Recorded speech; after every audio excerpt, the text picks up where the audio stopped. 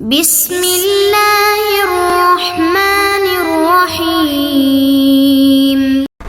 بسم اللہ الرحمن الرحیم۔ الحمد للہ والصلاة علی اہلہا۔ عزیز طلبہ، السلام علیکم ورحمۃ اللہ وبرکاتہ۔ شرح الامہ اول درس نمبر 108 میں قراءت میں ترتیل اور وقوف کا استحباب بیان کیا جائے گا۔ نماز کی قراءت کے مستحبات پر گفتگو ہونے والی ہے۔ ترتیل کا استحباب اور ترتیل کا لغوی اور اصطلاحی معنی اور مفہوم بھی ذکر کریں گے۔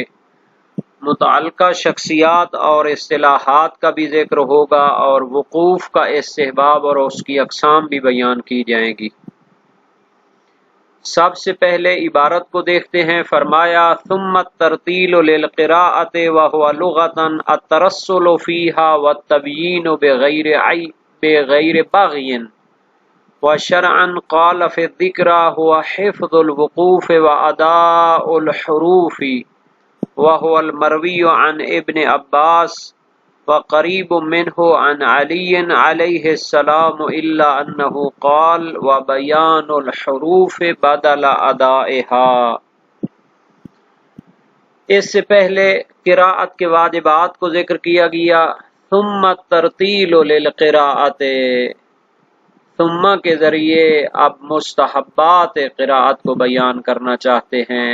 الترتیل مبتدا ہے اور بہت سارے مستحبات کا ذکر کرنے کے بعد آخر میں خبر آنے والی ہے مستحب، تو وہ خبر ہوگی، یعنی یہ سارے مستحبات میں شامل ہو جائیں گے۔ پھر ترتیل قراءت میں مستحب ہے۔ وَهُوَ لُغَةً التَّرَسُّلُ فِيهَا وَالتَّبْيِينُ بِغَيْرِ بَغْيٍ، اور لغت عرب میں، عربی ڈکشنری میں ترتیل کا معنی ہوتا ہے ترسل، فیہا یعنی قراءت میں، قراءت کو ٹھہر ٹھہر کر ادا کرنا اور اس کو انجام دینا، یہ ترتیل کہلاتا ہے لغت کے اعتبار سے۔ والتبیین، اور قراءت کو واضح کر کے پڑھنا، یہ بھی ترتیل میں آتا ہے، بغیر باغین، لیکن اس میں افراط و تفریط نہیں ہونا چاہیے، یعنی ایک جیسے معتدل قسم کی قراءت ہوتی ہے، واضح کر کے پڑھنے کا جو انداز ہوتا ہے اور ٹھہر ٹھہر کے پڑھنے کا جو انداز ہوتا ہے، اس کو ترتیل کہتے ہیں۔ وَشَرْعًا قَالَ فِي الذِّكْرِ هُوَ حِفْظُ الْوُقُوفِ وَأَدَاءُ الْحُرُوفِ، شرعی لحاظ سے اور اصطلاحی لحاظ سے ترتیل کی تعریف کیا ہے۔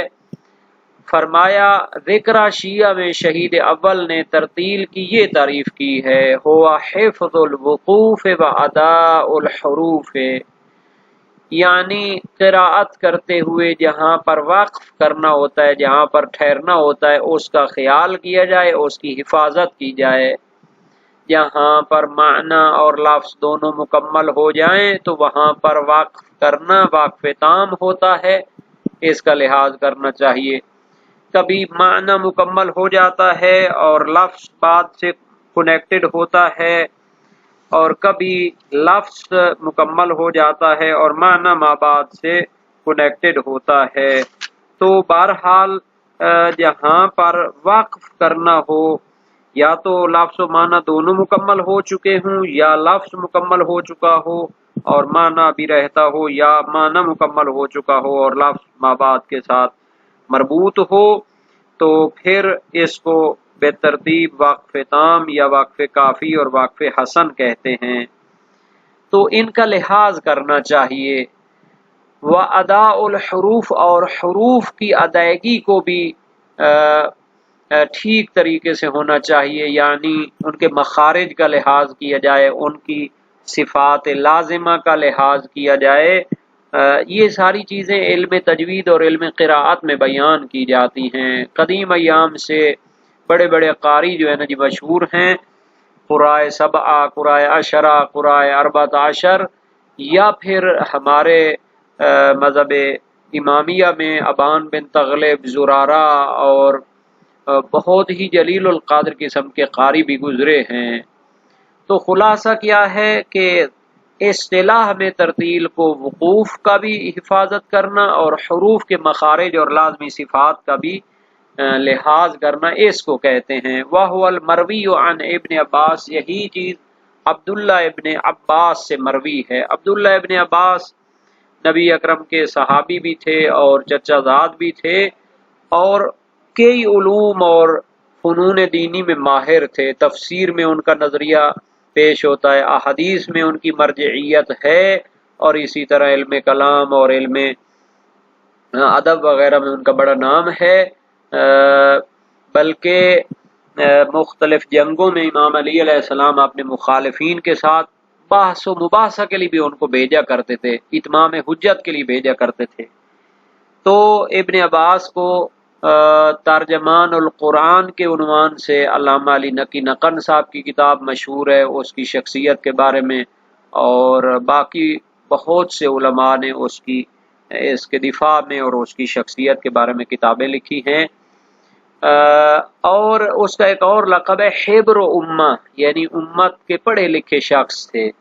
حالانکہ نبی اکرم کی زندگی میں وہ بالکل جو ہے نا جی اتنی عمر میں نہیں تھے، یعنی امام علی علیہ السلام کے جوان صحابہ میں وہ آتے ہیں، لیکن بہرحال بہت علمی اس کی محنت تھی۔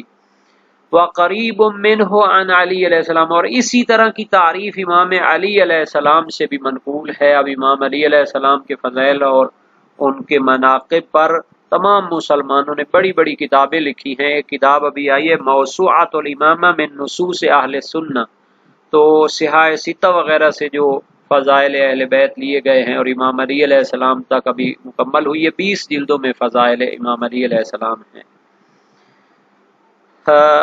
انا مدینۃ العلم وعلی بابھا، امام کی جو ہے شخصیت کے بارے میں نبی اکرم نے فرمایا، اور الا انہ قال، مگر آخر میں فرماتے ہیں وبیان الحروف، یعنی امام علی علیہ السلام نے جو ترتیل کی تعریف کی ہے وہ ادا الحروف کی بجائے بیان الحروف ہے، بدل ادائہا، حروف کے ادائیگی کے بدلے میں بیان کا لفظ آیا۔ وہ بیان وہ لغوی معنی کے ساتھ سازگار بھی ہے۔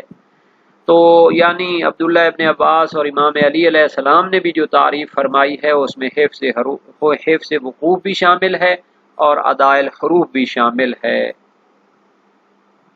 والوقوف علی مواضعہ، اور قراءت میں جہاں جہاں وقوف کے مقامات ہیں اس کا بھی لحاظ کرنا مستحب ہے۔ وَهِيَ مَا تَمَّ لَفْظُهُ وَمَعْنَاهُ، وقف تام وہ ہوتا ہے جس کا لفظ اور معنی مکمل ہو رہا ہو، پھر وہاں پر انسان ٹھہر جائے۔ او احدهما، اور اگر لفظ مکمل ہو رہا ہو معنی ما بعد کے ساتھ متعلق ہو تو وقف کافی ہوتا ہے۔ لا ریب فیہ، لفظ مکمل ہے لیکن اس کے بعد معنی ابھی جاری ہے۔ اور اگر معنی مکمل ہو لفظ ما بعد کے ساتھ متعلق ہو تو اس کو وقف حسن کہتے ہیں، جیسے الحمدللہ رب العالمین، معنی مکمل ہے لیکن لفظ ابھی جاری ہے، چونکہ ذات باری تعالیٰ کی جو صفات ہیں حمد میں وہ آگے جاری ہیں۔ شہید ثانی فرماتے ہیں والافضل التام ثم الحسن ثم الکافی علی ما ہوا مقرر فی محلہ، افضل وقوف یہ ہے کہ تام کا لحاظ کیا جائے، یعنی لفظ و معنی دونوں مکمل ہوں، پھر حسن ہے یعنی معنی مکمل ہو، لفظ بے شک کنیکٹڈ ہو ما بعد کے ساتھ، اور پھر اس کے بعد جس کا درجہ ہے وہ لفظ مکمل ہو لیکن معنی ما بعد کے ساتھ کنیکٹڈ ہو۔ ان سب کی تعریف علم تجوید اور علم قراءات میں مقرر ہے، بیان ہو چکی ہے۔ ایک ادبی تحلیل شہید ثانی یہاں پر پیش فرمانا چاہتے ہیں، وَلَقَدْ كَانَ يُغْنِي عَنْهُ ذِكْرُ التَّرْتِيلِ عَلَى مَا فَسَّرَهُ بِهِ الْمُصَنِّفُ، وقوف کے استحباب کو بیان کرنے سے بے نیاز کرتا ہے ترتیل کا ذکر کرنا۔ پہلے ترتیل بیان ہو چکی ہے، اس کے بعد وقوف کو ذکر کرتے ہیں، تو یہ کیا ہے ترتیل کے اندر ہی شامل ہے، علی ما فسرہ بہ المصنف، جیسا کہ شہید اول نے ذکر میں اس کی تعریف فرمائی ہے تو اس میں حفظ الوقوف بھی شامل تھا اور ادا الحروف بھی شامل تھا، تو ترتیل کا ذکر کرنا وقوف کو ذکر کرنے سے بے نیاز کرتا ہے، یعنی اس کو دوبارہ ذکر کرنے کی ضرورت نہیں تھی۔ ہم اس کی ایک تعویل کرتے ہیں، فَالْجَمْعُ بَيْنَهُمَا تَأْکِیدٌ، ترتیل کو ذکر کرنے کے بعد وقوف کو دوبارہ ذکر کرنا، دونوں کو جمع کرنا یہ تاکید کرنے کے لیے ہے کہ وقوف کا لحاظ کرنا بھی خصوصی تاکید کے ساتھ ہونا چاہیے۔ نعم یحسن الجمع بینہما لو فسر الترتیل بأنہ تبیین الحروف من غیر مبالغۃ کما فسرہ بہ فی المعتبر والمنتہی، یہ معتبر پر جو کیا کیا ہے جناب علی، فی یعنی جارہ کے بعد اس کو پیش دی ہوئی تھی، یہ نہایت ہی غلطی ہے۔ بہرحال بعض اوقات جو ہے نا جی یہ جو ہم نے عبارت لی ہے اس میں اس قسم کے اشتباہات موجود ہیں۔ ہاں ان دونوں کو جمع کرنا اچھا ہوتا اگر ترتیل کی تعریف اور تفسیر یہ کی جاتی بِأَنَّهُ تَبْیِین الحروف من غیر مبالغۃ، یعنی ترتیل کی تعریف اصطلاحی یہ ہو کہ حروف کو واضح کر کے ادا کرنا من غیر مبالغۃ، لیکن اس میں بھی افراط و تفریط سے مدد نہیں لینی چاہیے، افراط و تفریط سے کام نہیں لینا چاہیے۔ اچھا یہ تعریف کسی نے کی ہے، فرماتے ہیں جیسا کہ معتبر میں محقق ہلی اور منتہی مطلب میں علامہ ہلی نے ترتیل کی یہ تعریف کی ہے، تو اس تعریف ترتیل میں حفظ الوقوف شامل نہیں ہے، تو اگر وقوف کو علیحدہ طور پر ذکر کیا جائے تو یہ پھر ٹھیک ہے، پھر تاکید والی تعویل کرنے کی ضرورت بھی نہیں ہوگی۔ یا ترتیل کی ایک اور بھی تعریف ہے، او بیان الحروف و اظہارها من غیر مد یشبہ الغناء کما فسرہ بہ فی النہایت، ترتیل کی اگر تفسیر کی جائے کہ حروف کو واضح کر کے پڑھنا اور اس کا اظہار کرنا بغیر مد کے کہ جو غنا کے مشابہ ہوتی ہے، یعنی حروف کی ادائیگی واضح اور روشن تو ہونی چاہیے اپنے مخارج سے اپنی لازمی صفات کے ساتھ، لیکن اس میں اتنا کھینچنا بھی نہیں ہونا چاہیے، اتنی مد بھی نہیں ہونی چاہیے کہ غنا کے مشابہ ہو جائے، جو اس کو غنا کے مشابہ کر دے۔ غنا میں کیا ہوتا ہے، لفظ وہی رہتے ہیں لیکن اس کو اس طرح کھینچ کھینچ کے پڑھتے ہیں اور گلے میں گھماتے ہیں اور جناب علی اس میں آواز کو باریک اور موٹا کرتے ہیں کہ لوگوں پر وہ جو ہے نا جی ایک کیفیت طاری ہو جاتی ہے جنون کی، یا مثلا ان پر ایک آپے سے بہر ہو جاتے ہیں۔ کما فسرہ بہ فی النہایت، جیسا کہ نہایہ میں علامہ ہلی نے اس کی تفسیر بیان کی ہے، تو اگر یہ تعریف کی جائے علامہ ہلی کی نہایہ والی یا جناب علی معتبر اور منتہا والی، تو پھر ان تعریفوں میں ترتیل کی تعریفوں میں وقوف شامل نہیں ہیں، تو پھر ان کو علیحدہ طور پر ذکر کرنا وہ بہتر ہوتا۔ وَهُوَ الْمُوَافِقُ لِتَعْرِيفِ أَهْلِ اللُّغَةِ، یہ جو تعریفیں ہیں معتبر اور منتہا کی یا نہایہ علامہ ہلی کی، یہ اہل لغت عربی لغت کے ماہرین نے جو اس کی تعریفیں کی ہیں اس کے موافق اور مطابق ہیں۔ اچھا یہاں پر کئی نکات کو اب ہم بیان کریں گے۔ سب سے پہلے تو یہ ہے کہ ترتیل کا جو استحباب ہے اس پر تمام علماء کا اتفاق ہے، اور اس کی دلیل قرآن کی آیت ہے، سورہ مزمل آیت نمبر 4، وَرَتِّلِ الْقُرْآنَ تَرْتِیلًا، قرآن کو ٹھہر ٹھہر کر پڑھو۔ مرسلہ ابن ابی امیر ہے امام صادق علیہ السلام سے فرمائے، يَنبَغِي لِلْعَبْدِ اِذَا صَلَّى أَن يُرَتِّلَ فِي قِرَاءَتِهِ فَإِذَا مَرَّ بِآيَةٍ فِيهَا ذِكْرُ الْجَنَّةِ وَذِكْرُ النَّارِ سأل اللہ الجنت وتعوذ باللہ من النار، یہ وسائل الشیعہ باب 18 میں حدیث موجود ہے۔ عبد انسان کے لیے سزاوار ہے کہ جب نماز پڑھے تو اس کی قرات میں ترتیل کا لحاظ کرے، یعنی واضح کر کے لفظوں کو پڑھے۔ جب کسی آیت سے گزرے جس میں جنت اور جہنم کا ذکر ہے تو جنت کا اللہ سے سوال کرے اور جہنم سے پناہ مانگے۔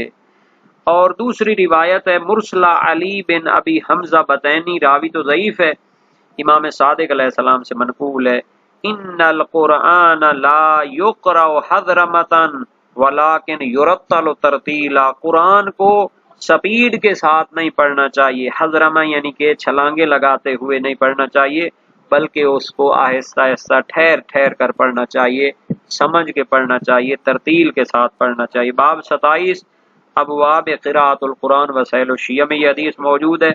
अब्दुल्ला बिन सुलेमान की रिवायत है, साल तो अबा अब्दुल्लाह अन क़ौलिल्लाहि अज़्ज़ा वजल, मैंने इमाम सादिक अलैहिस्सलाम से इस आयत वरत्तिलिल कुरान तरतीला के बारे में सवाल किया। फरमाया क़ाल अमीरुल मोमिनीन अलैहिस्सलाम बय्यिनहु तिबयाना वला तहुद्दहु हद्द शेर वला तुनसिरहु नसर रमल वलाकिन इक़राउ बिही क़ुलूबकुमुल क़ासिया। इमाम ने फरमाया इसको वाज़े करके पढ़ो और शेर की तरह इसे बखेर न दो, और जल्दी में न पढ़ो और रेत की तरह इसे बखेर न दो, बल्कि जब आयत पढ़ो तो उसके जरिए अपनी संग दिली को चोट लगाओ और उसको झंझोड़ो और दिल को पाक व पाकीज़ा करो।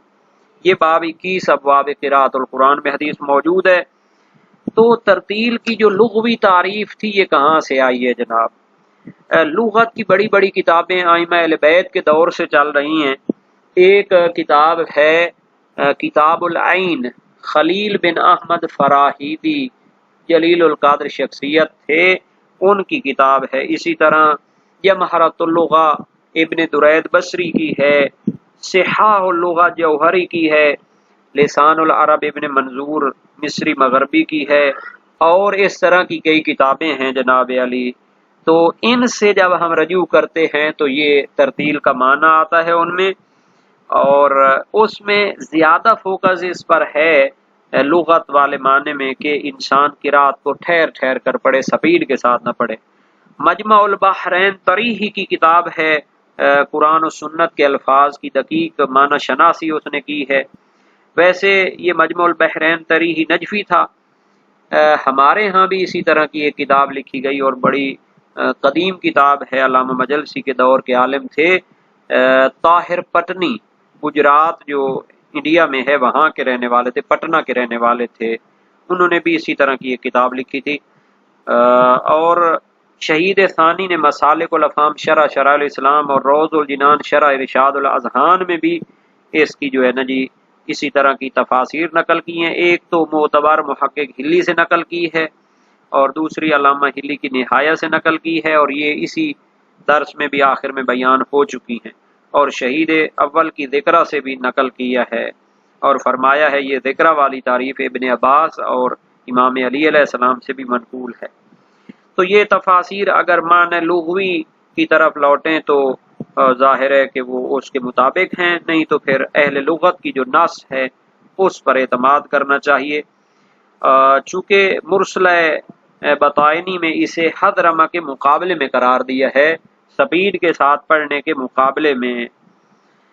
अब ये जो वकूफ़ के बारे में बहस थी तो ये शहीद सानी ने भी काफ़ी इल्मी बहस की है कि अगर इसको वकूफ़ को तरतील के अंदर दाखिल कर दी जाए तो फिर इसको ताकीद लेना पड़ेगा, क्योंकि हर वकूफ़ व तरतील में शामिल होता है, और अगर तरतील की माना में इसको शामिल न करें तो फिर ये एक अलहदा जो है ना जी होनी चाहिए। और इसकी बात सारी वो इल्म तजवीद और इल्म क़िराअत में होती है। माशाअल्लाह मदारिस में इसको भी निसाब में शामिल किया गया है और इसमें जो लाजमी चीज़ें होती हैं उनको दिक्कत से पढ़ाया जाता है।